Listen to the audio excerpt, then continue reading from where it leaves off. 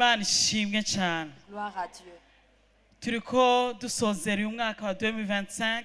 Nous sommes en train de clôturer l'année de Uku 2025. kwezi kose Tout le mois de décembre. ni ukwezi ko gutanga ibibazo by'ishimwe C'est un mois d'offrir les actions de grâce, by'imitima ishima des cœurs reconnaissants, by'iminwa yacu des lèvres bwo gushinga intahe. témoignant.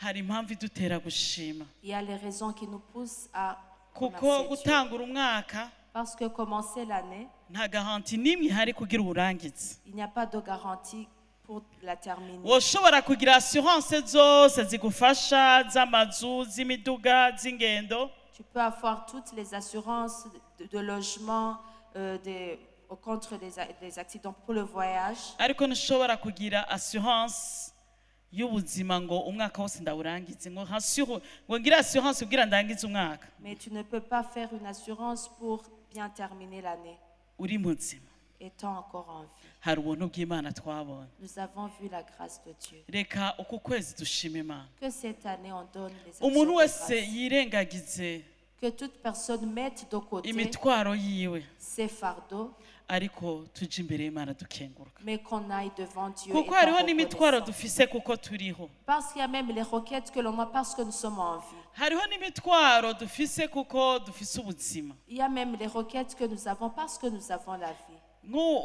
utegura mariage afise umutwaro wo gutegura mariage kuko yaronse umufiance. Une personne qui a le fardeau de préparer le mariage, il en a parce que la personne a eu le fiancé. abantu mufise abana imitwaro y'abana mufise imitwaro kubera mwaronse abana. Ceux qui ont les requêtes en rapport de leurs enfants, vous en avez parce que vous avez eu les enfants. burya imitwaro myinshi dufise idepanda ku migisha twahawe. Toutes les requêtes que nous avons viennent à partir des bénédictions que nous reka rero avons. dushime Imana Que l'on soit reconnaissant ntihagire devant Dieu. umwansi agusamaza Qu'aucun ennemi ne te distrait pas. kandi ushime Imana ko Imana ikurongora. Et remercie Dieu tel jewe uyu qu'il mwaka te ugiye conduit. kurangira Vers la fin de cette igihe année, Imana yaduha iyi teme yo gukenguruka lorsque Dieu nous a donné ce thème d'être numva amashimwe ari reconnaissant, menshi nkumva sifise ico novuga j'avais beaucoup de sujets de reconnaissance et j'en manquais quoi hama dire. nkumva amarira gusa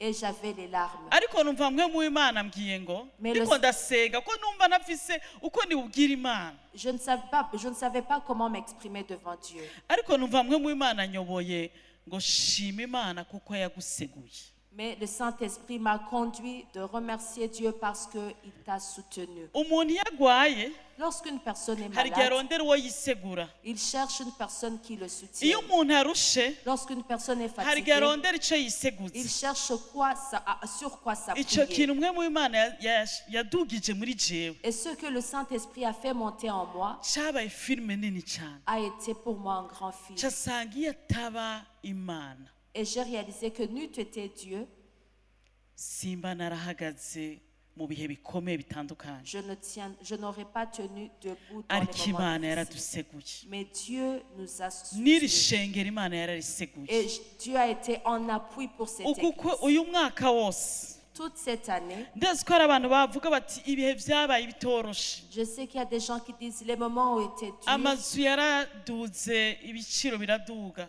les loyers ont été montés de prix, imfungurwa zirazimba la nourriture est devenue chère raba tugeze mu mpera z'umwaka. et nous voici à la fin de l'année. Imana yaraduseguye. Dieu a été en appui pour nous. Imana yaradushoboje. Dieu nous a rendus capables. icubahiro kigaruke kuri yo Que yonyene. toute la gloire revienne à lui nivyo seul. warakoze C'est vrai, tu as ariko travaillé. Imana yaraguseguye. Mais Dieu a été en appui pour wararonse toi. igitoro kigutwara ku kazi. Tu as eu le carburant qui t'emmène au travail. wararonse déplacement mu gihe bitoroshe. Tu as eu le déplacement dans les moments mu difficiles, mvura pendant le moment de mu pluie, mwijima dans les ténèbres. Imana yatwayibonye nk'Imana. Nous avons vu Dieu comme un Dieu. rero ushima Imana Alors, bénis Dieu. nturindire lo 31 ugira ushima Imana. N'attends pas le 31 pour bénir uku Dieu. kwezi ushima Imana. Que ce mois tu burya bénis mu Dieu. gushima Imana harimo intsinzi. Il y a la victoire en bénissant hariho Dieu. ibintu bidakoreka turiko turasenga ariko iyo dushimye Imana ugasanga imiryango Il y irafungutse. a des choses qui ne sont pas opérées lorsque nous prions, mais lorsque nous commençons à bénir Dieu, les portes sont Pawulo ouvertes. na Sila bari mu ibohero bashima Imana baririmba n'izindi mbohe zibumva. Paul et Silas étant dans la prison en train de chanter, emprisonnés, et d'autres des prisonniers les niho entendaient. imiryango yuguruka ivyari bibaboshe bavako. C'est là où les portes ont été ouvertes et tous les liens ont été brisés. Gushima Imana n'umutima wawe wose, Bénir Dieu de tout ton cœur, apana gushimisha gusa iminwa yacu, non pas juste utiliser la bouche, gushimisha Imana imitima yacu, mais bénir Dieu de tous nos cœurs. tugashima Imana nk'uko Imana iriko irabiturongora. Et nous bénissons Dieu de la manière dont il nous conduit. Hari uwubwira merci, S'il y a quelqu'un que tu dois dire merci, hari uwutabara, s'il y a une personne que tu dois hariho secourir, imbuto ya action de grâce utanga, s'il y a l'offrande d'action, semence d'action de grâce, hari ico ukora ico ari cyo cose, peu importe ce que tu peux faire, ico akubwira aba ari cyo ukora. fais ce qu'il te dit. Hariho umugisha uza iyo ukengurukira Imana. Il y a la bénédiction quand nous sommes Iyi reconnaissants. ndwi ijambo ry'umutwe ryari reconnaissance envers Dieu. Le thème du message, gukengurukira Imana, Gukengurukira twabonye ko kuba reconnaissant imbere y'Imana nous avons vu que être reconnaissant envers Dieu, ni gukenguruka bivuye mu mutima. c'est la gratitude qui vient du fond du cœur. Kuba reconnaissant imbere y'Imana Être reconnaissant envers Dieu birarengeye kuvuga merci, dépasse le mot merci, ahubwo ni umutima ukenguruka merci ikaba amajambo aherekeza umutima wakengurutse. mais c'est un cœur qui est reconnaissant et le mot merci suit ce cœur qui Umutima reconnaît. ukenguruka Le cœur reconnaissant birarengeye gushinga intahe, est au-delà des ahubwo témoignages. ni umutima ubishingira intahe ubihamya ubwizigirwa bw'Imana hama bikagaragara mu byo uvuga. Mais c'est le cœur qui témoigne la fidélité de Dieu et cela est manifesté par Kuba le reconnaissant témoignage. imbere y'Imana Être reconnaissant envers birarengeye Dieu gutanga ishikanwa iryo ari ryo ryose. est au-delà de l'offrande que tu peux donner. Ni umutima ukenguruka, C'est ton cœur qui reconnaît, ni bwina reconnaissant. muri wo wumva ukengurukira Imana C'est du fond de ton cœur où il y a la reconnaissance hama envers Dieu ugakora icyo akubwiye. et tu fais ce qu'il te Mu dit. bisanzwe kuba reconnaissant imbere y'Imana canke gukengurukira Imana Être reconnaissant envers Dieu, ni gutahura neza c'est bien reconnaître yuko aho ugeze, que là où tu arrives, aho Imana igushikanye, là où Dieu te fait abo Imana parvenir, yaguhaye, ce dont tu es t'a imigisha donné, yose uharura Imana yaguhaye, toutes les bénédictions que tu comptes que Dieu t'a données, ariko ubw'Imana wabigezeho, c'est grâce à Dieu que tu les as eues. ariko ubw'Imana wabishitseho, wabishikanye. Que c'est grâce à Dieu que tu les as réalisés. Niyo mpamvu kino gitondo C'est pour cela que ce matin, ndashaka kukubwira, j'aimerais te dire, nubandanya kuraba ingorane zigukikuje, si tu continues à fixer les regards aux problèmes qui t'entourent, niwabandanya kwitegereza ibibazo bikuri imbere, si tu continues à regarder les problèmes, les défis qui sont devant toi, uzosanga umenga ntacyo ufise ukenguruka. tu n'auras aucune raison d'être Kuko ikintu reconnaissant. kibuza umuntu kuba reconnaissant Car ce qui empêche une personne à être ni reconnaissante, kuraba aho ataragera yari yipfujije ko agera, c'est regarder là où il n'est pas encore arrivé, bien qu'il a voulu. ni gushira ku mutima ku byo atarashikako yari ashaka kugeraho, C'est se préoccuper des réalisations qu'il aurait réalisées canke kumva ababajwe n'ivyo atashoboye kuba afise kandi yari avyifuza. ou être attristé par ce dont il manque alors que la personne Ariko le nyemere voulait. kino gitondo ndabikubwire n'umutima wanje wose, Mais permettez-moi de te le dire ce matin de tout mon cœur. burya hari aho ugeze,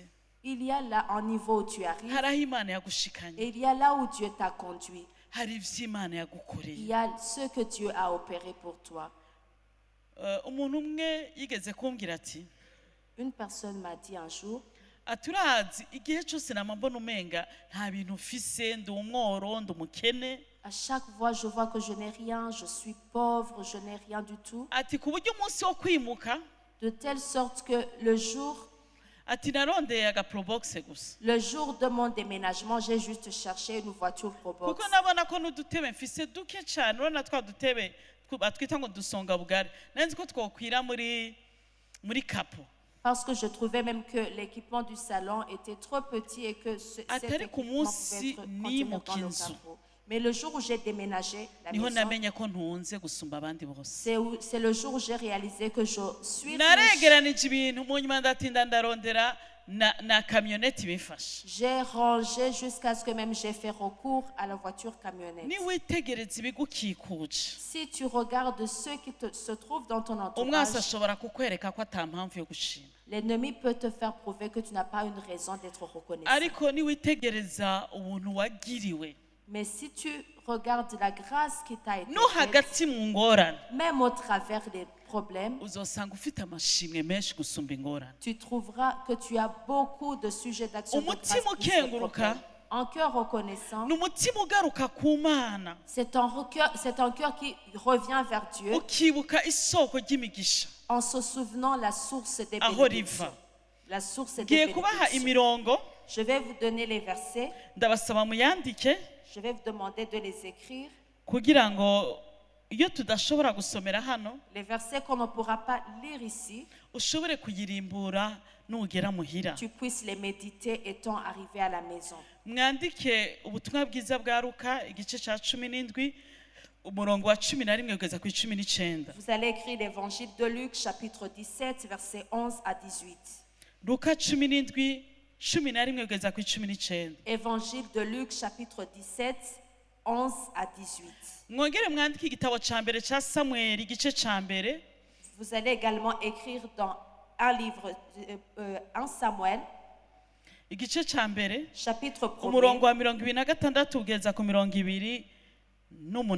verset 26 au verset 28. Mwandike ubutumwa bwiza bwa Yohani 3:30. Écrivez l'évangile de Jean, chapitre 3, verset 30. Jean 3 verset 30. Hama mwandike Luka 19 Écrivez également Luc, chapitre 19, umurongo wa 38 kugeza ku 40. verset 38 au verset 40. Murakoze kuyandika kuko muhava muyirimbura. Merci d'écrire ces versets parce que vous allez les méditer. Mwandike Abaheburayo 12 umurongo wa 28. Écrivez également Hébreux, chapitre 12, verset 28. Imana ishimwe Que cyane. Dieu soit loué. Dusome mu butumwa bwiza bwa Luka 17 umurongo wa 11 kugeza ku 19. Lisons dans l'évangile de Luc, chapitre 17, verset 11 au verset 19. Yesu akiza abanyamibembe 10. Maze bari mu nzira bagiye Yerusalemu, aca hagati y'i Samariya n'i Galilaya. Ashitse mu mihana asanganirwa n'abanyamibembe 10, bahagarara kure baratabaza cyane bati, Yesu mwigisha tugirire imbabazi. Ababonye arababwira ati, nimugende mwiyereke abaherezi. Bakiriko baragenda barakira barahumanuka. Umwe muri bo abonye akize agaruka ahimbaza Imana n'ijwi rirenga. Yikubita imbere n'ijwi rirenga. Yikubita imbere y'ibirenge by'iwe aramushima. Kandi uwo yari Umusamariya. Yesu arababaza ati, ntibahumanutse bose uko ari 10? Abandi 9 bari hehe? Nta bandi babonetse ngo bagaruke guhimbaza Imana atari umunyamahanga?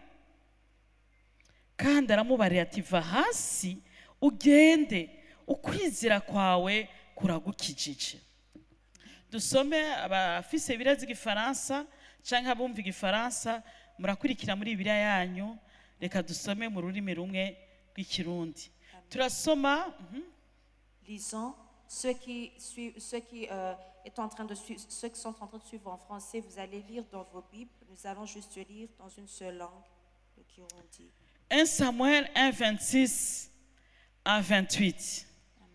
Maze Hana aravuga ati, mwami wanje, indahiro ni wowe nyene. Erega ni jewe wa mugore nari mpagaze iruhande yawe mwami wanje, saba uhoraho. Nari mpagaze imbere ya Eli, ariko ngo ariko asaba nde? Uhoraho. Elle demandait l'Éternel. Iki kintu kiri très important. Ceci est très important. Hariho abantu bahindura abantu imana zabo. Il y a des personnes qui changent d'autres personnes comme leur Dieu. Abantu badufasha gusenga. Les personnes nous aident à prier. N'abavyeyi bacu umushaha batwaturaho umugisha. Et même nos parents dans l'âme nous donnent la bénédiction. Kuko bari couverture. Parce que c'est une Ariko iyo couverture. twegera Imana, Mais lorsque nous nous approchons de Dieu, tuba dusaba Imana. nous demandons à Dieu. Imana ishimwe cyane. Gloire à Dieu. Ni jewe nari mpagaze iruhande yawe mwami wanje, saba uhoraho. uyu mwana niwe nasabye kandi uhoraho yampaye icyo nasabye, nicyo gitumye ndamugiza inkuka y'uhoraho, azorinda apfa ari inkuka y'uhoraho. Nuko basengera uhoraho aha hantu. Dusome Yohani 3 Jean chapitre 3, umurongo wa 30. verset 30. Yohani 3 umurongo wa 30. Haranditswe ngo ujya akwiye gukuzwa nanje ngigwe muto, ujya akwiye gushigwa hejuru nanje manuke gose. Il faut qu'il croisse et que je diminue.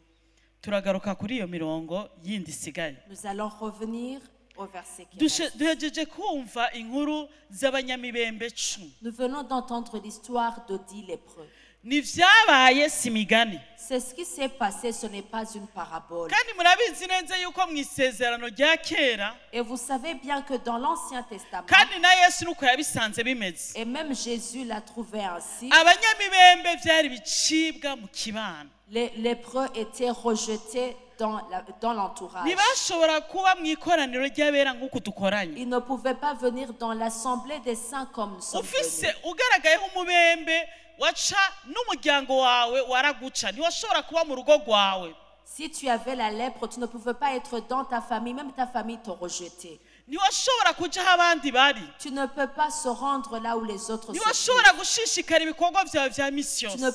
ne pouvais pas continuer tes activités quotidiennes. Abanyamibembe vyari bicibwa. Les lépreux étaient rejetés. Ariko umunsi umwe Mais un jour, bagirirwa ubuntu. ils ont eu la grâce. Umwami Imana arenganye ari mu yindi programme. Le Seigneur Dieu, passant avec un autre programme, Yaragiye ahandi hantu. il se rendait dans un autre Aba endroit. banyamibembe 10 Les 10 lépreux bari barabuze ikibanza muri kominote. avaient manqué de place dans la communauté. Batari bafise ijwi, batashobora kuvuga. Ils ne pouvaient pas parler. Abo twokwita les sans voix, abantu batagira ijwi, Ils étaient des abantu sans-voix. batagira ijambo, Ils étaient sans parole. abantu batagira agaciro, Ils n'avaient pas de valeur. abantu bagwaye ingwara igenda ibica buke buke Ils avaient une maladie qui les tue petit à petit, kugeza ibahejeje yose. jusqu'à ce qu'ils soient Bahura complètement n'umwami anéantis. w'imbabazi, Ils ont rencontré le roi compatissant. baramumenya, Ils l'ont reconnu baramuborogera, et ils l'ont imploré. baravuga bati mwami tugirira imbabazi. Ils ont dit, Seigneur, aie pitié de Uwo nous. mwami w'imbabazi arabahindukirira, Et le Seigneur compatissant s'est tourné vers eux. ababwira ijambo rimwe gusa, Il leur a dit une seule parole. nimugende mwiyereka abaherezi. Allez vous faire montrer aux Mu bisanzwe sacrificateurs. yarahejeje kwatura yuko bakize, En d'autres mots, il venait de déclarer qu'ils sont guéris. kuko abaherezi nibo babaciye. Parce que ce sont les sacrificateurs qui les ont rejetés. Kuko umuntu agaragayeho umubembe, Lorsqu'une personne avait la lèpre, abaherezi barasuzuma yuko atari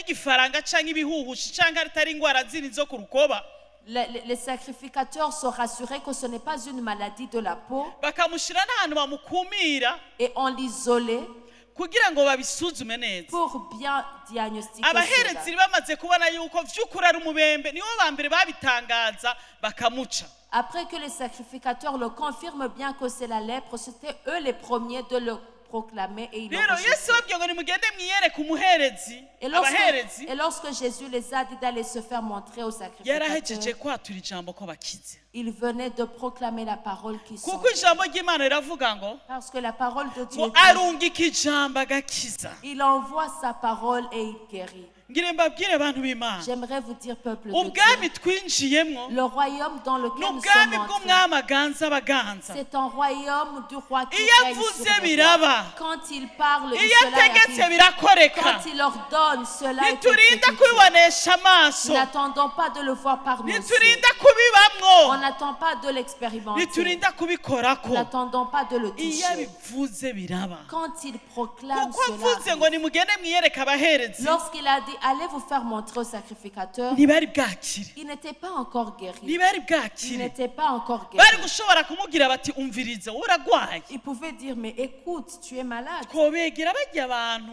Comment est-ce qu'on peut s'approcher de ces n'imibembe personnes ikijejeta ku mibiri yacu avec toute cette lèpre qui couvre nos ariko corps? kubera bari bafise ukwizera gukomeye Mais parce qu'ils avaient une grande foi, bakiriye ijambo avutse ils ont reçu la parole qu'il a dit. ntibakira indwara babibonaho Ils n'ont pas reçu la maladie qui était sur eux. kino gitondo Ce matin, hari ivyo Imana yavuze il y a ce que Dieu a dit iciye mu ijambo ryayo à travers sa hari parole. ivyo Imana yavuganye nawe mu Il y masengesho a ce que Dieu t'a parlé à travers la hari ivyo prière. Imana yavuganye nawe mu buryo bumwe canke Il ubundi y a ce que Dieu a parlé de toi de manière ou d'une kuko autre. ijambo ry'Imana riravuga ngo Parce que la parole de Dieu Dieu parle tantôt d'une manière tantôt d'une autre Imana ivuga mu buryo bumwe canke ubundi. rero hari uburyo Imana yavuganye Il y a nawe la manière dont Dieu t'a kumbure parlé. nturabibona Peut-être tu ne l'as pas encore nta vu. kirahinduka Aucun changement. mugabo Imana iri inyuma y'ico yavuze ngo igishitse Mais Dieu est derrière de ce qu'il a dit pour erega l'accomplir. ngire mbabwire bantu b'Imana J'aimerais vous dire, peuple de ijambo Dieu. ry'Imana riratubwira La ngo parole de Dieu nous dit, ubwa mbere na mbere au commencement,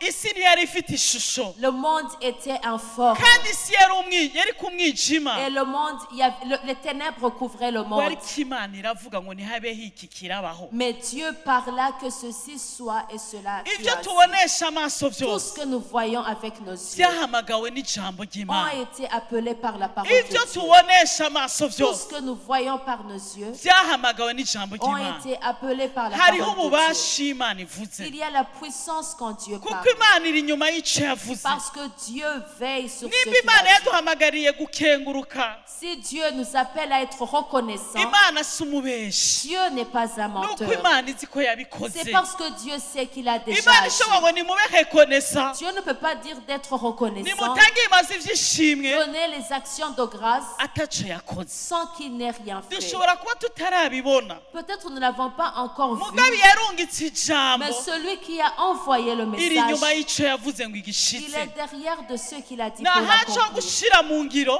C'est à nous de mettre en icyo Imana pratique ivuga ce que Dieu dit. ibimenyetso n'ibitangaza birakurikira Les signes et les prodiges vont suivre. ngire ngaruke kuri aba Je banyamibembe vais revenir sur ces lépreux. nawe ngire nkubwire Toi aussi, je vais te dire. jewe nawe turashobora kuba natwe twari tumeze nk'aba banyamibembe Moi et toi, nous pouvons être comme ces lépreux. kuko mu buzima bw'umuntu Parce que dans la vie d'une personne, si minsi yose ce n'est pas tous les jours. ariko birashika Mais ça peut arriver. aho umuntu yisanga umenga ni igicibwa Là où une personne peut se retrouver étant marginale, urashobora rejetée. kuba utagaragaye nk'igicibwa muri kominote yose Peut-être que tu n'as pas été marginal dans toute la communauté. ariko birashoboka yuko Mais ça peut être possible, kumbure kubera amashure peut-être à cause des études. hari ahantu wisanze umenga ukumiriwe Tu t'es retrouvé rejeté quelque part. kumbure kubera ubushomeri Peut-être à cause du chômage cyangwa ubukene ou bien la hari aho wisanze pauvreté. ukumiriwe utagira Tu ijambo t'es retrouvé sans voix rejeté. kumbure bivanye n'aho wakuriye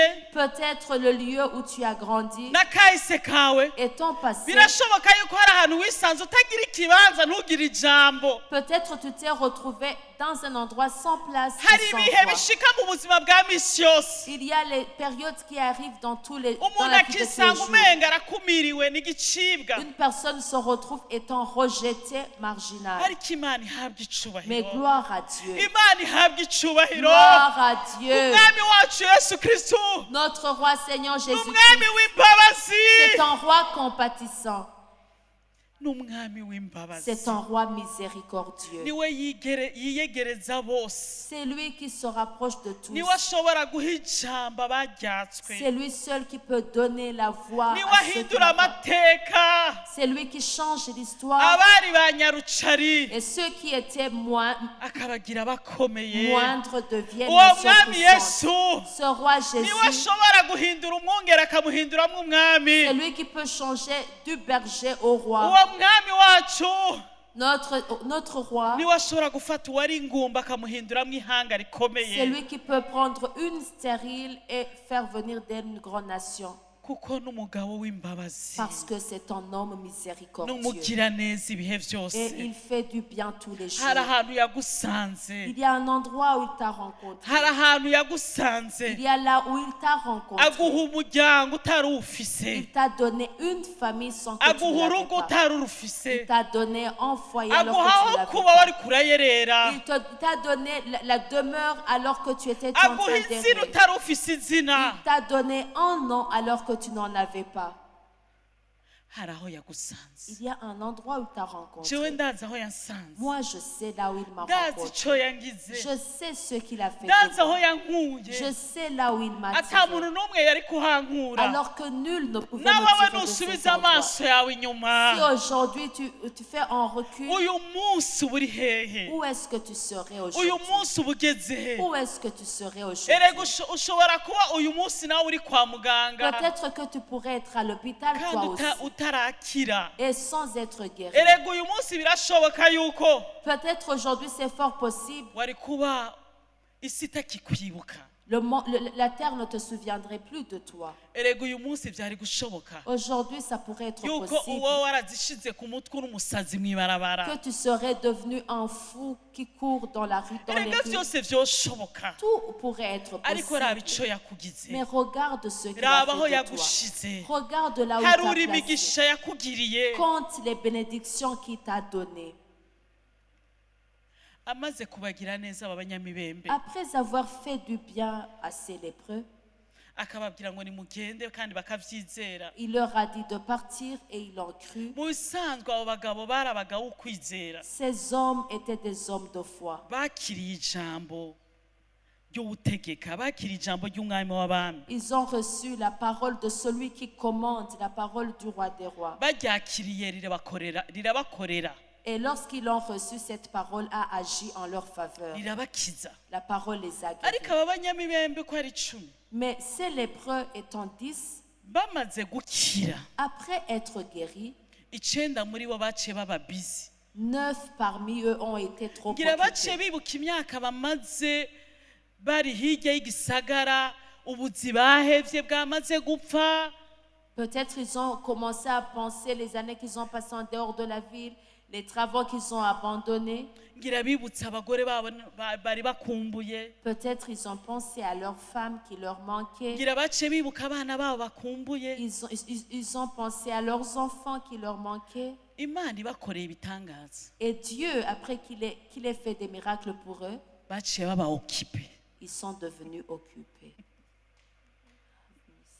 Hari umuntu ariko aranyumva? Est-ce qu'il y a quelqu'un qui m'entend? Nta muntu imigisha yamuhaye kuba occupé. Est-ce qu'il n'y a pas une personne qui a été occupée Nta par la bantu bénédiction? amatelefone mwahawe yabahaye kuba très occupé muri telefone gusumba mu masengesho no mu ijambo ry'Imana. Est-ce qu'il n'y a pas des Kandi personnes? mwari mwarasengeye telefone ibafasha WhatsApp kubera gatoroshi kabatwara amayinite menshi.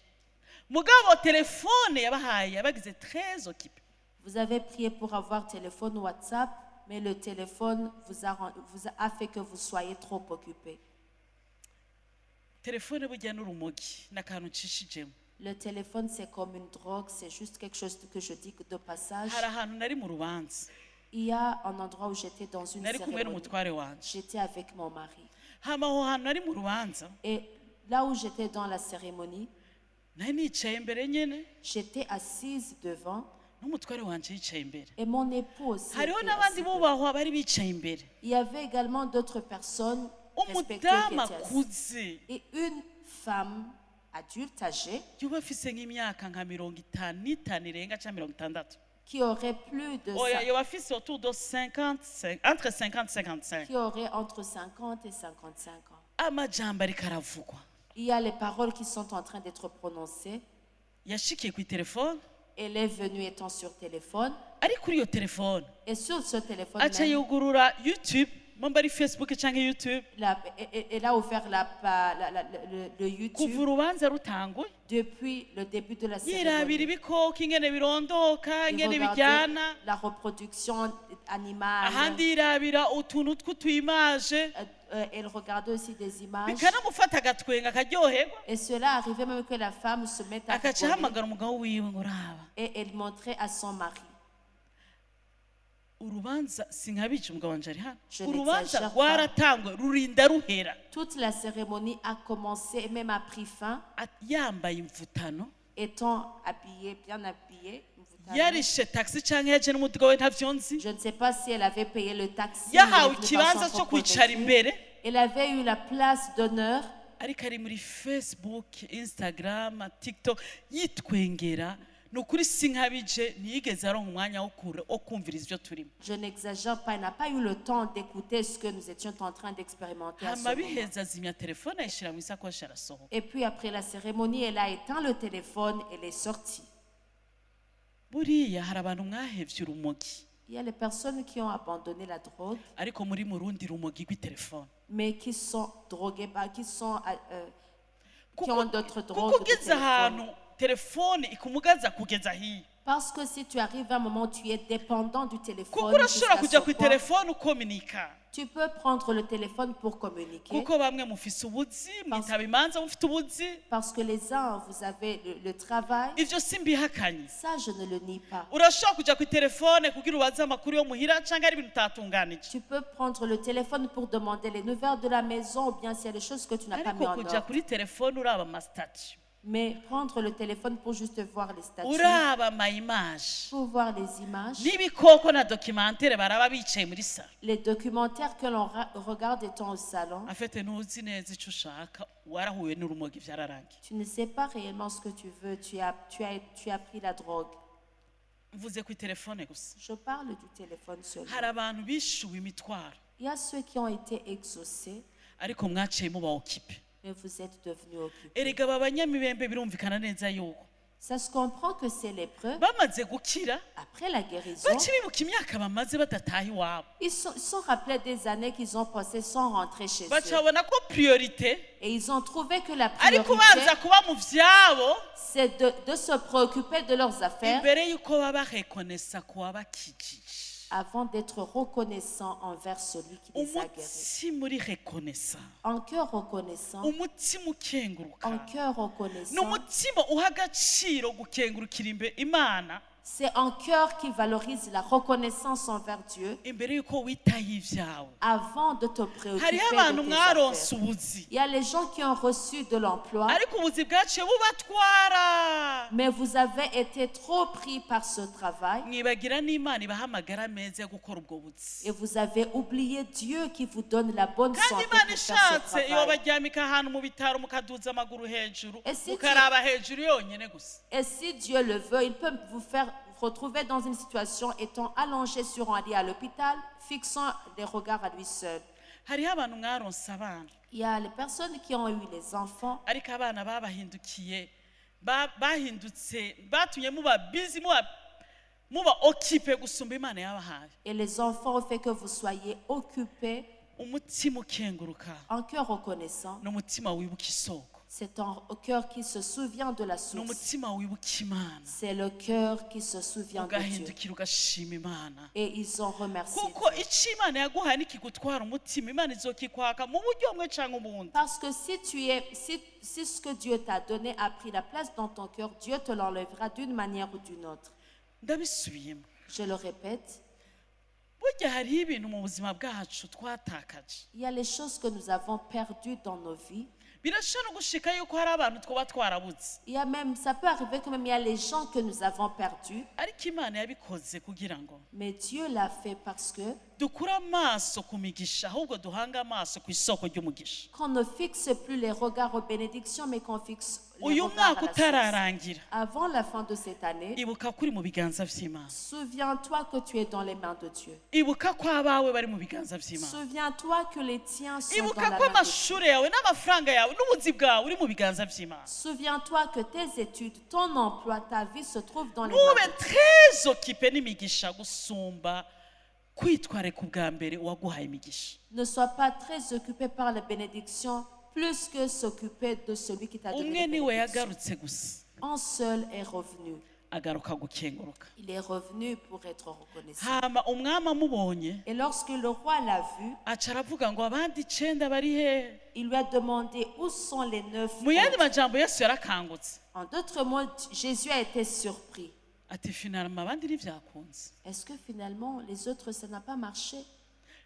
abandi ntibyakunze, Pour les autres, cela n'a pas, ni ça wowe n'a pas wenyine marché. wakize Est-ce que c'est toi seul qui a été guéri? ngo genda ukwizera kwawe kuragukijije. Va, ta foi t'a guéri. bisigura ngo Cela veut dire, iyo tugarutse gukengurukira imana lorsque nous revenons pour être reconnaissants envers hari Dieu, ivy'imana ikiheraheza neza. il y a ce que Dieu accomplit à la perfection. burya ibyitwa imigisha ufise Ce que tu as, les bénédictions que tu as, burya bimeze nk'amashanti atuzuye sont comme des chantiers inachevés. ariko gukengurukira imana Mais être reconnaissant envers haca Dieu, haza agafinisho il y a une finition. imana iheraheza igikorwa yatanguje Dieu finit l'œuvre qu'il a hariho commencée. ibintu biguma mu nzira bidahera Il y a les choses qui restent inachevées kuko utigeze uha agaciro gukenguruka nk'uko imana ikirabivuga parce que tu n'as pas donné la valeur à la reconnaissance comme Dieu iyo le dit. ukengurukira imana nk'uko yabigutegetse Lorsque tu es reconnaissant envers Dieu tel qu'il l'a ordonné, hariho agafinisho kobayeko il y a une finition qui aurait uyu pu mwaka être. utararangira Avant la fin de cette année, ndashaka ndakugira inama j'aimerais te donner un conseil. icyo imana yakubwiye cyose Tout ce que Dieu t'a dit, gikora uko yakikubwiye fais comme il te l'a dit, mu mutima wo gukenguruka avec le cœur reconnaissant. hari ibizoca birangira Il y a ceux qui vont être hana accomplis. agaruka imbere y'imana aho yaririye Anne est revenue devant Dieu là où elle a versé umutima les uri larmes. reconnaissant En cœur reconnaissant, ni umutima ugaruka aho wasengeye c'est un cœur qui revient là où il ni a umutima prié. ugaruka aho waririye C'est le cœur qui revient là où il a déversé ni les umutima larmes. ugaruka aho waborogeye C'est le cœur qui revient là où il a imploré. ukagaruka utazanye imitwaro Revenant non pas avec les requêtes, ariko ugarukanye amashimwe mais avec les reconnaissances. hana aragaruka aravuga ngo Anne, elle est revenue. ndi wa mugore Je suis cette femme. nimba utanyibuka mwami Si wanje tu ne te rappelles pas, mon yari Seigneur, kabwira eri elle parlait cela à nimba Élie. utanyibuka Si tu ne te ndi rappelles wa pas de mugore yari moi, ahagaze iruhande yawe j'étais cette femme qui se tenait à côté de toi. ngarutse gushima Je reviens pour rendre grâce. ngarutse kuba reconnaissante Je reviens pour être reconnaissante. icyo nasabye Ce que j'ai demandé, nicyo yampaye c'est ce qu'il m'a donné. none nje gukenguruka Et je viens être reconnaissante. nje gushitsa icyo nasezeranye Je viens accomplir mon vœu. umutima ukenguruka En cœur reconnaissant, ni kugaruka aho wasabiye c'est revenir là où tu as ni demandé. kugaruka aho waririye C'est revenir là où tu as ni versé les kugaruka aho larmes. waborogeye C'est revenir là où tu as atakindi imploré. kikuzanye Sans aucune autre uje motivation. gushima Venir avec hari le umuntu umwe cœur hagati muri reconnaissant. twebwe Il y a une personne parmi nous, ni uko yaciye ahura n'intambara zitandukanye n'uwakizirimo il a rencontré des problèmes par après, maintenant il en subit aussi. n'uwo mwana aragwaye ariko hari n'izindi ntambara yagiyemo z'umuryango Son enfant est malade, il a même d'autres combats familiales. igihe yinjira hano Lorsque la personne est entrée dans l'église, yari amaranye indwara yo mu mihogo elle avait une maladie de la gorge, indwara y'imyaka myinshi cyane une maladie de longue période. yamufashe juste agiheza mariage Et elle a eu cette maladie après juste ni son nk'uko mu mariage. mihogo yoba asa nk'umuntu ariko arabura kuko hari ibintu byamuvamo ntari buvuge C'est comme si muca mubyibwira elle pourrissait dans sa gorge. abaganga bose ba hano baramuvuye n'abahandi Il a été soigné par tous les médecins d'ici. nta miti atafashe Il n'y a aucun médicament que la amamiliyoni personne n'a pas pris. n'amamiliyoni yose yarayatanze Elle a donné plusieurs millions kuko d'argent. muca mwumva baca bashyiramo ibintu bavuga ko harimo tendance ya kanseri muca Parce que mubitahura vous entendez qu'on dit qu'il y a les tendances du hamba cancer. abaganga ba hano Et puis les médecins benshi d'ici, barambwira ati ntuzokira genda wiyakire plusieurs lui ont dit, tu ne seras pas guéri, tu vas... bo ntibambwiye genda wiyakire ariko baramuteguye Les médecins lui ont préparé. baramuteguye simvuga ivyo batavuze Ils lui ont préparé. baramuteguye yuko indwara yiwe idakira kugira avyitegurire Ils lui ont préparé que sa maladie est hama incurable. mu mwaka uheze turi muri kahanjuru Et l'année passée, lorsque nous étions en 40 jours, yayikora nk'uko ashobojwe n'imana muca mwumva agwaye ntiba vyoroshe kuyikora elle a fait ces 40 jours tels que Dieu la rendait capable. muri iyo kahanjuru mbwa ntiyigeze asiba Mais pendant ces 40 jours, elle ne s'est kandi ico gihe jamais ariko akorera absentée. imana Et pendant ces périodes, kandi la yari afise personne ubwo servait buribwe Dieu. nyene Et elle avait même cette maladie.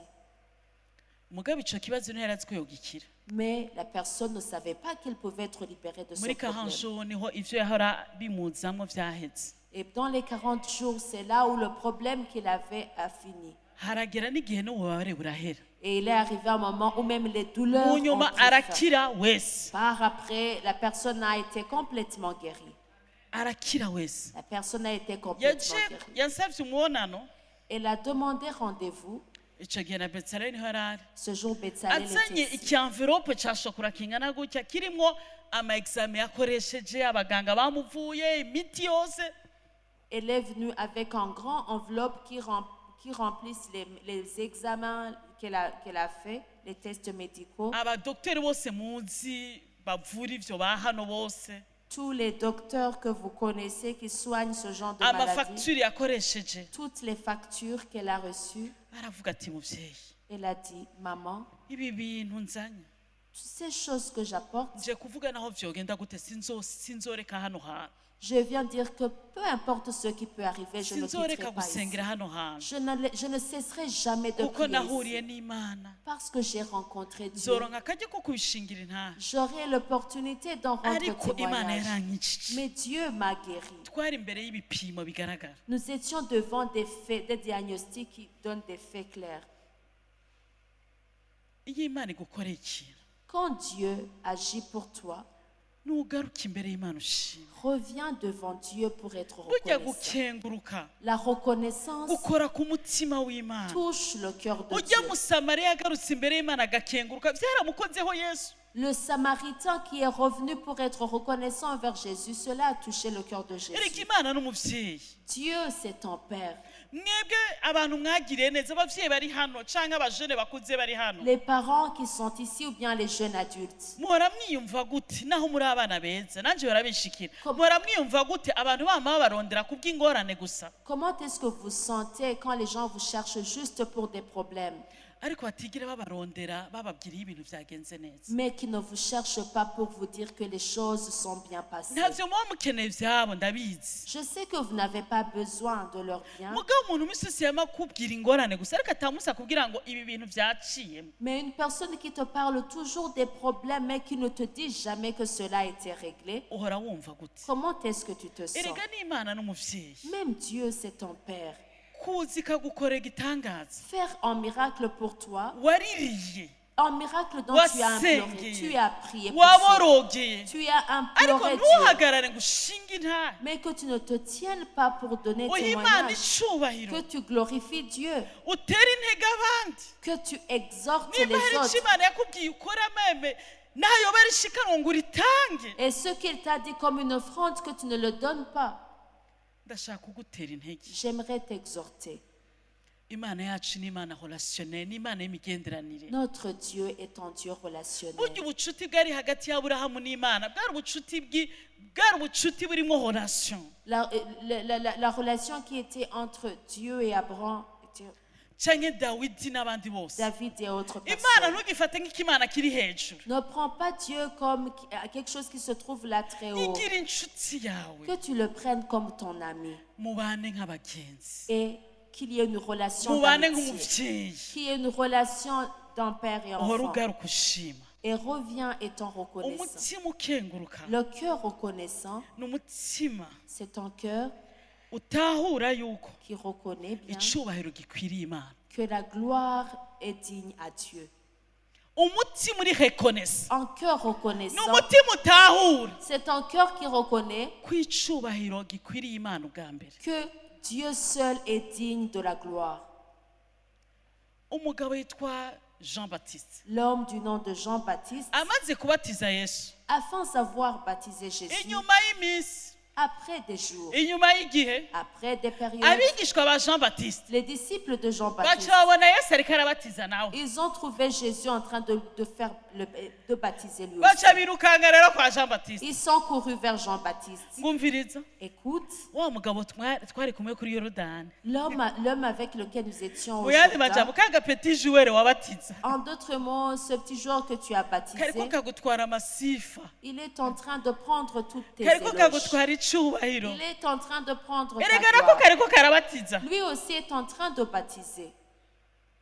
Jean Baptiste Et Jean-Baptiste, kuko yari afise umutima ukenguruka uri reconnaissant, parce qu'il avait un cœur reconnaissant, aravuga ngo il a dit, sinababwiye ko jewe ndi integuza y'umukwe, je ne vous ai pas dit que c'est moi qui prépare le chemin pour erega l'époux. jewe Et moi, nkwiye kuzimangana wese, je dois diminuer hama we akure. afin qu'il croisse. Amen. uwo ni wo mutima uri C'est reconnaissant. ça le cœur reconnaissant. Jean Baptiste yari umuntu afise renome, yari umuntu azwi, Jean-Baptiste avait le renommé, ariko mais yari azi ikibanza ciwe, il savait sa place. akamenya n'ikibanza c'umwami. Et il savait la place du roi. Ati ndakwiye kuzimangana wese, Je dois diminuer, ahubwo ntimusubire no kunyibuka, que vous ne vous souveniez plus de moi, ahubwo we akomeze Mais lui, gukura. qu'il croisse. Amen. Mbega Est-ce que iyo Imana iguhaye amashuri, iyo iguhaye kumenya mu ishuri ukadisitenga, si Dieu te donne à distinguer dans tes études, ura wibuka kuzimangana kugira Imana igaragare, souviens-toi de diminuer afin que Dieu cyangwa ucuvuga croisse. uti jewe burya nari nzi ko ndi umutwe, mfise umutwe, mfite Ou ubwenge, bien tu dis, moi je savais que je suis burya intelligent. je ndi disipurine ndiga. Moi je suis disciplinée, j'étudie bien. Bariya abantu rero ni ingunguru ziri vide zuzuye, Les autres, leurs têtes sont vides. nigana n'ibicucu we. J'étudie avec ceux qui sont insensés. mbe murazi ko hariho abazi ubwenge benshi bari mu bitaro by'abagendana indwara zo mu mutwe. Savez-vous qu'il y a beaucoup de personnes intelligentes qui se trouvent dans les centres des fous? Rero nimba wowe uri nduwe ukaba utari mu bitaro by'abagendana indwara zo mu mutwe, hama ukaba ari wowe uriko Imana ikubabarire. Si tu es doué et que tu n'as pas la maladie, donc la folie, il faut en rendre grâce à Dieu. C'est pas la folie. C'est- Urabatutse. Abapsikologe bagufasha. Imana ishimwe cyane. Papa Maladie mentale. Aha. Okay, ne uko nyene. Maladie mentale. Kuko ucubagwaza cyane. Nta musaza abaho. Ok, je m'excuse. Imana ishimwe cyane. Gloire à Amen. Dieu. Amen. Mu kazi kawe. Dans ton travail, Oh, jewe ndaza akazi. Ega burya nateza kuronka kajya kazi. je devais avoir cet emploi. Nateza kuronka ijya marché. Je devais gagner ce marché. Kuko jewe uriya.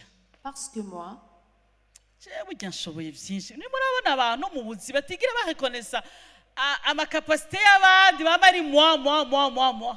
n'avez-vous jamais vu des personnes dans leur milieu de travail, les personnes ne reconnaissent pas la capacité des autres. C'est toujours eux. Mu kazi kawe Dans ton travail, nuzimangane wese que tu diminues kugira Yesu akuzwe muri wewe. pour que Jésus croisse en toi. Niko gukengurukira Imana. C'est ça la reconnaissance envers Dieu. Mu nzu Imana yakubakiye. La maison que Dieu a bâtie pour Uhora toi. wibuka kuzimangana muri yo. Souviens-toi de diminuer dans cette maison, d'être Nukuri diminué dans cette ndashima Imana maison. abanyeshuri bari hano. Je remercie Dieu pour Kandi les bamwe étudiants qui sont mwarababumvise ici. bashinga intahe. Les uns, vous les avez entendus Ndashima donner Imana ku témoignage. babyeyi Imana yahaye urubyaro. Je bénis Dieu pour les parents que Dieu a Benshi donnés les enfants. mwarabumvise bashinga intahe. Plusieurs, vous les avez Ndashima entendus Imana donner kuba Imana témoignage. yubakiye amazu. Je bénis Dieu pour ceux dont il a donné Ariko ndashaka le kubatera intege logement. mushishikare kuzimangana Mais j'aimerais vous exhorter de continuer à diminuer kugira Yesu ashigwe hejuru. afin que Jésus soit élevé. Ntugashake gutwara ikibanza c'umwami. Ne cherche pas à prendre la place du roi, Erega no mu ngabire zawe. même dans tes dons. Nukuri bantu b'Imana. Peuple Imana de Dieu, ishimwe ko dufise abasitari baciye bugufi hano. gloire à Dieu que nous avons des stars qui sont humbles ici. Ndabazi nivyo nyene mpora mbona musa ama views menshi cyane. Je sais que vous avez beaucoup de vues. Murapartage ibintu byanyu. Vous faisiez le partage. Kandi rero mwava mwibaza ngo ni uyu muhungu uyu mu engineer Vous pouvez penser uyu que mugabo c'est ingénieur. papa. Kubera umuhungu wanje uranibagira. Uyu mupapa ngaha engineer. So papa ingénieur. Murazi ko hano bafise imbuga ngurukana bumenyi muri benshi. Je sais ici que vous avez les chaînes YouTube N'indirimbo mwaba muzishirako. et vous postez même les chansons. Kandi mukazipartage na pasiteri mukazimuha ngo azipartage azumva atazumva akazipartage akora muri abana. Et vous donnez à pasteur pour qu'il partage cela et qu'il entende ou pas, il le fait parce que N'abagenzi c'est banyu mukampa indirimbo zabo ndazipartage ngo kubera ngo mfise urubuga runini. vous me donnez même les chansons de vos amis pour que je les partage. Ariko Mais urubuga rwa Abundant Life Church la plateforme de Abundant Life Church, ugasanga nta n'umunsi no muri ana rukonsulta. Nta n'umugenzi uraroha. tu n'as jamais consulté la plateforme, tu n'as même jamais partagé le lien. Kubera iki ivya Abundant Life Church Parce que ceux qui Abundant Life Church, ntiwibonamwo. tu ne te retrouves pas, tu ne t'y vois pas. Kuko utibonamwo rero Et puisque tu vois que tu n'y es pas, ntibikwenteresa. cela ne t'intéresse pas. ndashaka umere nka Jean Baptiste. J'aimerais que tu sois comme Burya icyatumye Jean Baptiste aba le plus grand prophète, Ce qui a fait que Jean-Baptiste soit le plus grand prophète, yemeye kuzimangana il a wese accepté de diminuer kugira Yesu akuzwe muri we. afin que Jésus croisse en lui. Nutaharanira inyungu z'ubwami, Si tu ne recherches pas les intérêts du royaume, izawe ntizizokurikira. tes intérêts ne suivront pas. Nutarondera guha icubahiro Yesu, Si tu ne recherches pas à donner la gloire à Jésus, hari n'igihe n'icyawe uzokiburamo. tu vas même manquer ta gloire. Imana ishimwe cyane. Que Dieu soit loué. Gukengurukira Imana, Être reconnaissant envers Dieu, Imana ishimwe cyane. gloire à Dieu. Gukengurukira Imana Être reconnaissant envers Dieu, ni kumva wakengurukira Imana c'est être reconnaissant envers Dieu ugashingira intahe umwami wawe Yesu, et rendre témoignage à ton ahariho Seigneur hose, Jésus. Peu importe là où tu es, utaravye n'abaguca intege. sans regarder ceux qui te Dusome découragent. ubutumwa bwiza bwa Luka 19 Lisons dans l'évangile de Luc, 38 à 40 chapitre no mu 19. Baheburayo 12 28 cadusigura hama dusenge turangize. Nk'ubu hariho amateleviziyo menshi ya rukristo Il y a beaucoup de chaînes kandi benshi chrétiennes bise amateleviziyo. et plusieurs, vous avez les télévisions. Muri bangahe muhora muyaraba? Combien regardent ces Hari chaînes? ayiri Burundi, Il y a ceux qui sont du hari ayiri mu Burundi, mahanga. il y a ceux même de l'étranger. Ni bangahe uhora uwapartage? Combien partages-tu ces chaînes? Muga agafilime keza uragapartage. Mais en film, tu le partages. Kubera iki? Kubera kanezereza akameremere kawe. Pourquoi? Parce que Ubu cela plaît.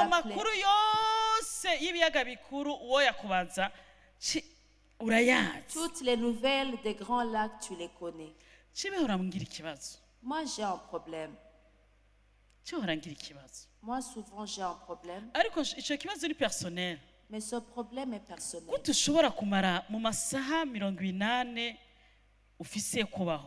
Comment est-ce que dans les 24 heures que tu as de vie, Gute ushobora kumaramwo nk'amasaha hafi atandatu comment est-ce que tu peux passer à peu Vous près 6 aimez? heures? Je dis peu. uri kuritaho amakuru yo mu bibano ngaha, uja mu bihuha, uja mu vy'ukuri, Se préoccupant des nouvelles, que ce soit des rumeurs, que ce soit la vérité, kandi ataruhara na rumwe alors que tu n'as aucune uretse responsabilité, gusenga gusa. si ce n'est que prier. Shari igihe bishika nkabwira nk'umuntu nabonye abikora, Des fois, je peux dire à une personne que j'ai trouvée en nkamubwira train de le none faire. burya basi tuve mu vy'Imana, ntumvuge ko ndi uw'imwemu. Ok, ne dis pas que je suis spirituel. Burya basi tuje mu vyunguka. Parlons de ce qui donne, là où il y a de l'intérêt. Burya abantu bazi gukora ivyunguka bavuze ngo pas d'intérêt pas d'action. None aya masaha yose agufatiriye yose, Toutes ces heures que tu prennes, uri muri Congo, tu uri es mu au Rwanda, Congo, tu es uri au Rwanda, hehe, tu es ici. ubu ntiwari ukwiye kumva bikeyi bigutuma usenga gusa. Est-ce que tu ne pourrais pas entendre juste peu qui te Kuko poussent muba à prier? ntaco bihindura nta n'ico ubikoraho. Parce que tu ne peux rien échanger. Abariko barakwiza ayo makuru bariko baracuruza. Ceux qui propagent ces nouvelles sont en train de faire leur business. Hariho amaviews yungukaho, hariho amafaranga bazoronka, Il y a l'argent qu'ils vont gagner. hariho abanyamahanga bariko barabikinamwo les enjeux politiques bazovyungukamwo. Il y a ceux qui sont en train de faire leurs enjeux politiques qui vont en tirer profit. Hariho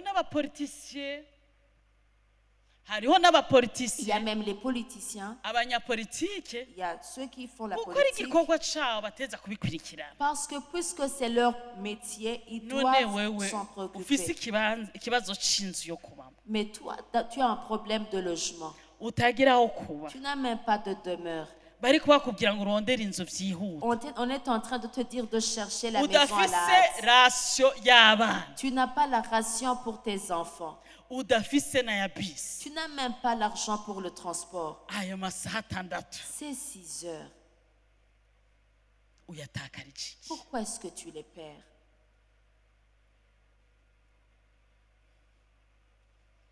Bantu b'Imana, Peuple de Dieu, ubuzima bwacu ni ubw'akanya gato. notre vie, elle est courte. Mbe muribuka turi hano, Souvenez-vous, étant ici, le 31 décembre 2024. le 31 décembre Mwe 2024, muravyibuka ko ari ejo. souvenez-vous que c'était comme Erega hier. bamwe ntimuri aba barebare muracareha kwa kundi. Les uns, vous n'avez pas même augmenté de taille, vous avez toujours la même taille. Abandi ntimurasaza, Les autres, vous n'avez pas encore vieilli, ntimurahinduka. vous n'avez pas encore changé. Bisigura ngo imyaka irihuta. Ce qui veut dire que les années passent vite. Reka rero duhe Imana icubahiro, Que l'on donne la gloire à Dieu tureke gutakaza umwanya. et arrêtons de perdre le temps. Tubeho ubuzima bukengurukira Imana. Que l'on mène une vie de Duhe reconnaissance. espace Imana yacu Que l'on ibiye. donne l'espace digne à Duhe notre Dieu. ikibanza Imana ikayangane. Que l'on donne la place à Dieu pour qu'il soit nayo glorifié. izokayangana muri twebwe. Et lui, il se glorifiera hama en ibinza nous. kwica ibishaha yacu tubireke. Et ceux qui tuent nos âmes, qu'on l'abandonne. kumva amakuru dukwiye kuyumva. Twebwe abapasiteri badutegeka kumva amakuru kuko dukwiye kumenya ingene dusenga neza. Mugabo ntukabikurikirane nk'umuntu hava atanga yiwe yandi. Les pasteurs suivent les nouvelles pour bien prier, mais toi ne suis pas ces nouvelles pour en trouver d'autres nouvelles à donner. Hesha Imana icubahiro ubuzima bwawe bwose. Que tu glorifies Dieu de toute ta vie. Luka 19 twari twahasomye, oya twahavuze bati ntihashemezwe umwami aje mu izina ry'uhoraho, amahoro abe mu ijuru, icubahiro nikibe mu ijuru ahasumba vyose. Abafarisayo bamwe bo mu ishengero baramubare bati mwigisha tsibiza abigishwa bawe. Arabishura ati ndababwire aba nibahora amabuye arasemerera. Amen. Uvuge 39 gusa, soma 39. Quelques pharisiens du milieu de la foule dirent à Jésus, Maître, reprends tes disciples. Et il répondit, je vous le dis, s'ils se taisent, les pierres crieront. Hébreux 12, 28. Nico gituma kuko twakira ubwami budashobora kunyiganyizwa, dukwiye gukenguruka kugira ngo tubone ingene dukorera Imana tuyihimbaye, tuyubaha, tuyitinya.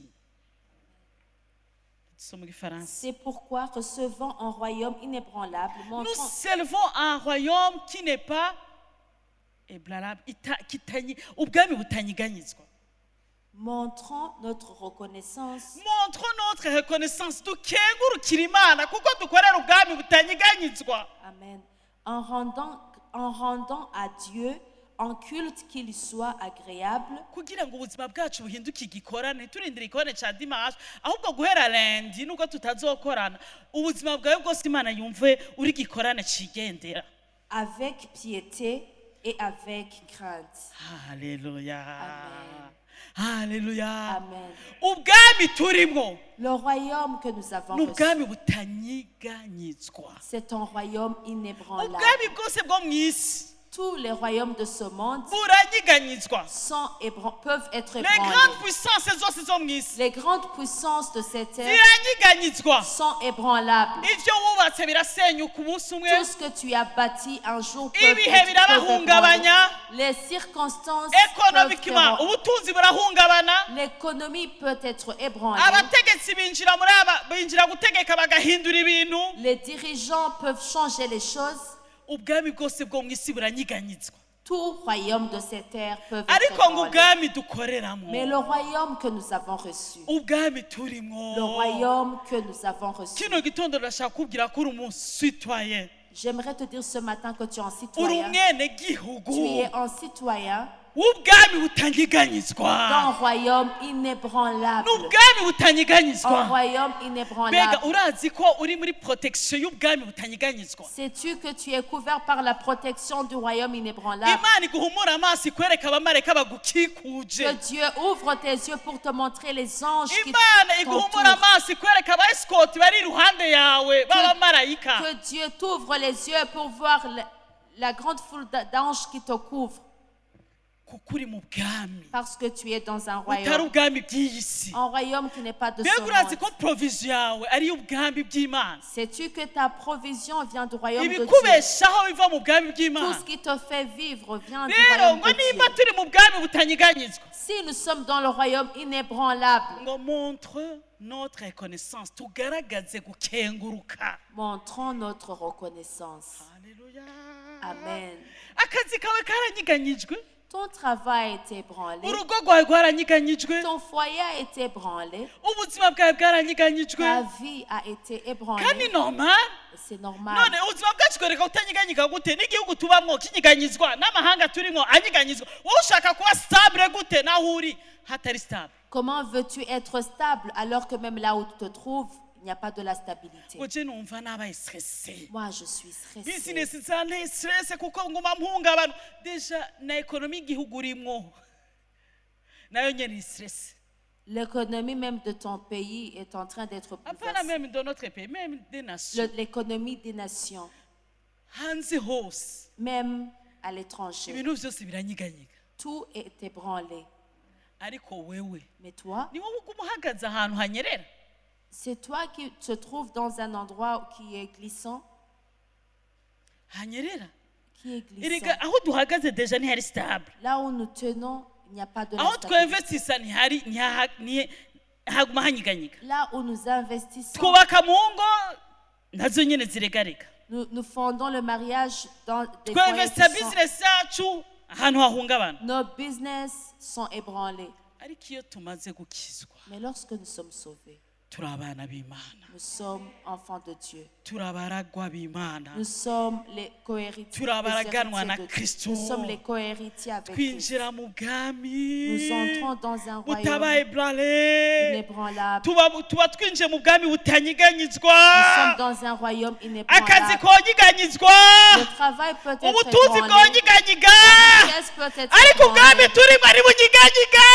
Mais notre royaume est inébranlable. Narabibonye, twarabibonye. Je l'ai vu, nous l'avons vu.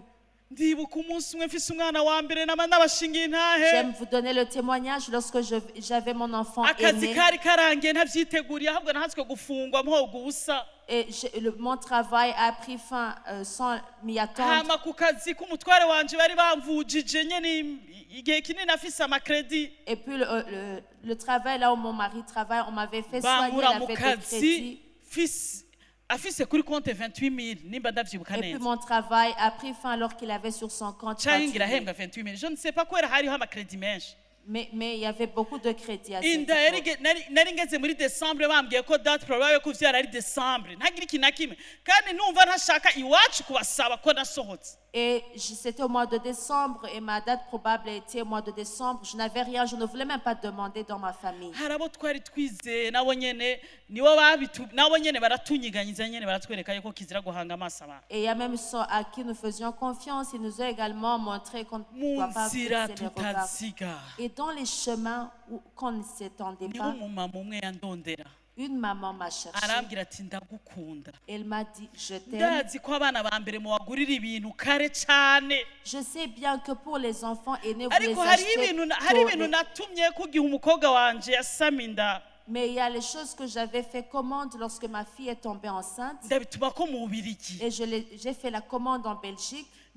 ndakora ibintu byose neza kuko yampenze ngo hasigaye 6 mois. J'ai bien tout aménagé parce qu'elle m'avait menti qu'il lui restait 6 hama mois. biza gushika umwana kwije 6 mois. Mais cela est arrivé alors que l'enfant avait Rero 6 ivyo bintu mois. genda ubirabe, Alors va voir ce que j'ai acheté hamukompare n'ivyo ufise namwe ko atari nico dufise na kimwe. et compare avec ce que tu as. Mais elle ne savait pas qu'on n'avait rien. Muhira nari mfise amaranje amapera abiri mama yampaye, À la maison, naho j'avais nyene 2 paires de namusavye linge. maramaye naramushikiriye n'agafyerite kenshi ndamushikiriye ndarira, kandi ngo kuri kutambwiye kare ngo hano Et puis elle m'a dit, pourquoi est-ce que tu ne l'avais pas dit avant? mfise Viens. amaranje abiri. J'avais juste 2 paires de linge.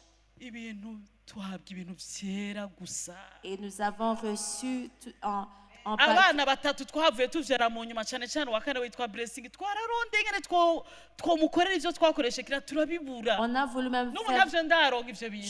Je n'ai pas encore eu ce qu'on a fait pour Shekinah, Ivyo bintu bantu b'Imana, peuple de Dieu.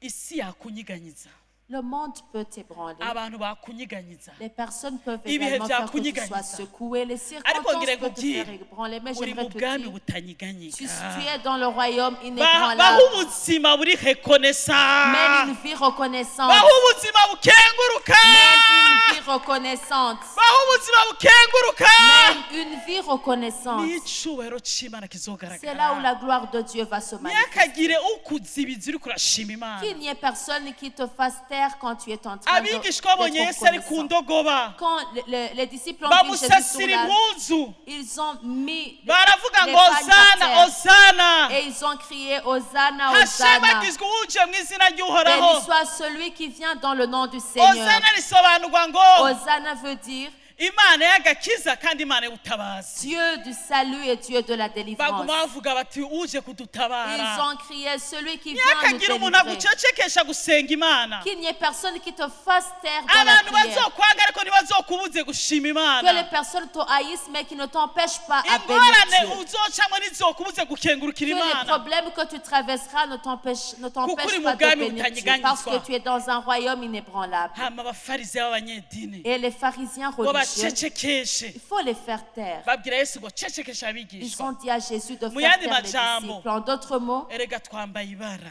nous sommes ni wowe déshonorés. uri kuritwa umwami ngaha C'est toi qu'on appelle ni roi wowe ici. ni wowe biteze gutabara Et c'est à toi qu'on attend la délivrance. banumishe Il faut les taire, les yesu faire taire. acarahindukira Et Jésus s'est aba naho tourné. batobivuga Même si ces personnes ne le disent pas, amabuye azosemerera les pierres le crieront. ibintu biri inerte ibintu bitagira ubuzima bizovuga Ce qui est inerte vont le crier. kuko ni jewe ntanga ubuzima Parce que c'est moi qui donne la vie. nutakengurukira imana Si tu n'es pas reconnaissant ugahitamo envers Dieu, guhora mu myidodombo no kwiganyira et que tu continues à murmurer et à te lamenter, ngire nkubwire imana izohagurutsa ibigukikuje bishima imana Dieu va susciter ton entourage pour louer, remercier Dieu. imisozi Les mo- izohimbaza imana Les montagnes vont louer Dieu. imana kukubwira ngo ikengurukire iguhaye privilege Dieu te dire d'être reconnaissant, c'est ton privilège qui te mbe donne. murazi abantu bahora batoranwa gutambira muri pare canke ibwami canke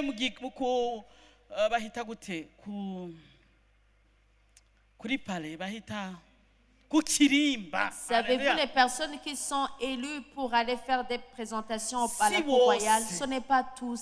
ariko abatogwa wumva babaye selectionné Mais ceux qui sont élus erega se burya iyo trouvent duhamagawe considérés. iyo duhamagariwe gukengurukira imana tuba dutoranijwe guhagarara ku kirimba Lorsque nous sommes appelés à être reconnaissants, nous sommes kuko imana choisis. yacu iba hagati y'amatazirano Parce que notre Dieu siège au milieu des louanges.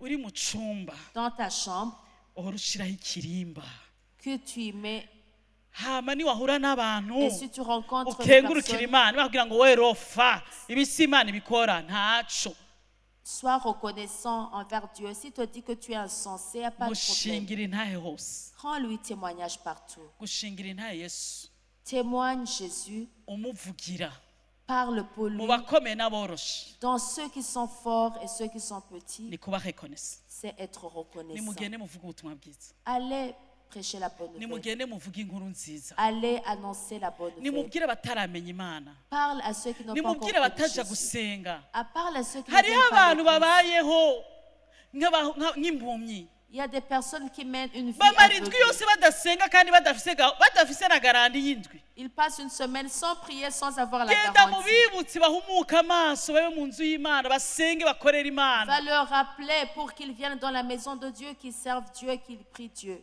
nimutabikora Si vous ne le faites pas, imiduga bagenderamo izobibutsa ko hari imana leurs véhicules les rappelleront qu'il y a un Dieu. ibihe bizobibutsa ko hari imana Et les circonstances les niwavyuka rappelleront. ugasanga amazi yuzuye mu kigo hose Si tu te réveilles le matin et que tu trouves toute la maison ugasohoka mu noyée par l'eau, bwato et que tu quittes la maison étant dans un bateau, kandi utigeze wubaka ku kiyaga alors que tu n'as pas construit niho sur uzomenya le ko iyi lac, si batayikandagirako c'est là où tu sauras que sur cette terre, on ne peut pas y marcher comme on veut. nutahesha imana icubahiro Si tu ne glorifies pas Dieu, hari ibizokwereka ubukuru bw'imana bitavuga il y a les choses inertes Imana ibahezagire qui te cyane. montreront la grandeur de Dieu. ndashaka guha umuntu iminota 3 J'aimerais donner à une personne 3 minutes akengurukira imana pour être reconnaissant. iminota envers 5 Dieu. edayeri 5 minutes imana ibahezagire que Dieu. mwami wacu Yesu, turi hano mu ngoro yawe, ni twebwe twahagaze imbere yawe mu ntango z'uyu mwaka, tuje kugusaba, tuje kugusenga. Ni twebwe twagiye dufata imyanya yo gusenga muri iri shengero, tukwereka ibitandukanye. Uyu mwaka utararangira, tugarutse imbere yawe tuje gukenguruka. Warakoze, warakoze, warakoze, warakoze, warakoze. Abarivyi baduga kuri podium hari indirimbo ivuga ngo soko imena yashize. Hari impamvu nyinshi dutera gushima, hari impamvu nyinshi dutera gukenguruka. Twarakubonye, twarakubonye. Ndanyuze mu mutima wanje, bisindirimbi bihumbi, narindi jambo shaka kuvuga usivye igushima. Ndanyuze mu mutima wanje, bisindirimbi bihumbi, narindi jambo shaka kuvuga usivye igushima. Uwiteka nje imbere yawe nciye bugufi, mfise vyinshi vyo kukubwira, reka mpitemwo kimwe. Suko amarira yashize, suko ibibazo birangiye, n'umutima unyuze. Ndanyuze mu mutima wanje, bisindirimbi bihumbi, narindi jambo shaka kuvuga usivye igushima. Ndanyuze mu mutima wanje, bisindirimbi bihumbi, narindi jambo shaka kuvuga usivye igushima. Uwiteka nje imbere yawe, wongera unyumve. Numva nuzuye ishimwe n'amarira y'ibyishimo, suko hari icyo natanze, suko nkiranuka bikwiriye, n'umutima unyuze. Ndanyuze mu mutima wanje, bisindirimbi bihumbi, narindi jambo shaka kuvuga usivye igushima.